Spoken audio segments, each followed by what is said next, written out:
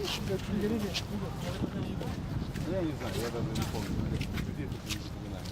И вот ты понимаешь, когда у меня на лодке собирается на баре, у меня девочки там на стойке просто. Все работают без выходных. Да, без выходных. ჩვენ მუშაობ დასვენების გარეშე. შეგვიძლია დარწმუნებით თქვათ, უკვე რომ 20 აგვისტოს მზად ვიქნებით. თავარია თუ როგორი განწყობით მოხვალთ თქვენ. ვერც ერთი შემსრულებელი და ვერავინ შეგიქმნით დღესასწაულს, თუ თქვენ იქნებით ცუდ განწყობაზე. თუ თქვენ მოხვედით ახალი ურთიერთობებისთვის და იქნებით უშუალო, თქვენ გექნება დღესასწაული.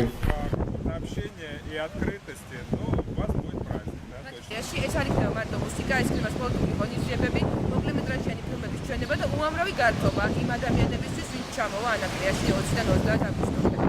რეგისტრაცია კვლავ გრძელდება, ხუთი ჩემოდის წესით ბოლოვა და ეს არის 10 აგვისტომდე. რაც შეეხება სტუდენტებს 8 აგვისტომდე მათ ნახევარფასში შეუძლიათ იყიდონ ეს ვიზები რესპუბლიკის ფესტივალზე პროექტში მონაწილეობის მისაღებად.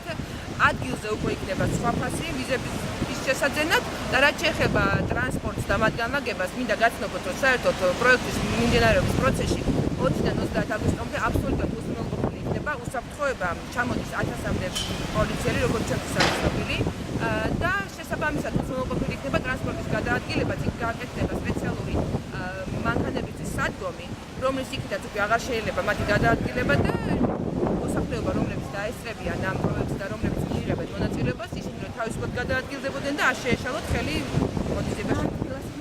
ჯერ დადგენილი არ არის ამ სპეკულაცია